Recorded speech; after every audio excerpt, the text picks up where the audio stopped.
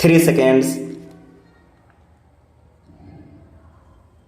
सभापति महोदय, सरकार ने कई कृषि फार्म खोले हैं। क्या ये फार्म घाटे में नहीं चल रहे हैं?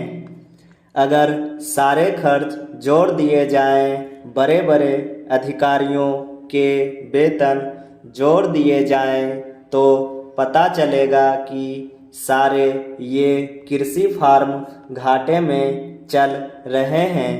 क्या इसी तरह से आप सारे किसानों को घाटे पर खेती करने के लिए मजबूर करेंगे? जिस क्षेत्र से मैं आता हूँ वहाँ एक पुल बना है। मैंने 10 वर्ष तक अपनी विधानसभा में इस पुल के लिए कोशिश की है। जिस दिन से मैं यहाँ आया हूँ बराबर उसकी चर्चा करता आ रहा हूँ, बराबर कोशिश कर रहा हूँ। मैं कहता हूँ कि गंगा पर वह पुल बने। उस पुल को बनाने का आश्वासन भी मिला था। एक प्रश्न के लिखित उत्तर में यह जवाब दिया गया था। यह कहा गया था कि इसको हाथ में लिया जाएगा। अब मालूम हुआ है कि उस योजना को उठाकर ताक पर रख दिया गया है और यह पुल नहीं बनेगा। इन लोगों ने क्या कसूर किया है, यह मैं आपसे जानना चाहता हूँ।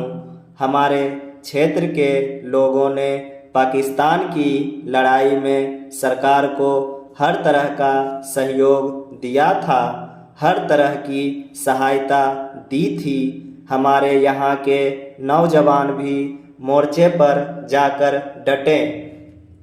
जिस समय पाकिस्तान के साथ हमारा युद्ध चल रहा था तो कहीं कोई बात नहीं थी। अन्न की कमी कहीं नहीं थी। अन्न की कमी भी हमारे विरोधी साथी पैदा करते हैं, जो यह चाहते हैं कि सरकार असफल हो जाए। ये लोग जो कहते हैं उसको आप समझें। एक तरफ तो हमारे मित्र की बात है जो देश के बड़े बड़े शहरों में दंगे करवाते हैं, दूसरी तरफ हम हैं जो कि इनकी बातों को नहीं समझ पाते। इनको सभी वे लोग मिल जाते हैं जो बेकार होते हैं या जो दंगे करवाने के लिए उत्सुक हैं। इसलिए सरकार का इन सारी चीज़ों की तरफ ध्यान जाना चाहिए और उसको सोचना चाहिए कि क्या तरीका इन सब से बचने का हो सकता है। एक ही तरीका हो सकता है कि इस देश में हर आदमी को काम मिले। देहात में लोगों को करने के लिए काम मिले और खादी कमीशन की जो योजना है और जो कि एक अच्छी योजना है वह ठीक तरह से चले। सौभाग्य से मैं आर्य समाज संगठन से संबंध रखता हूँ।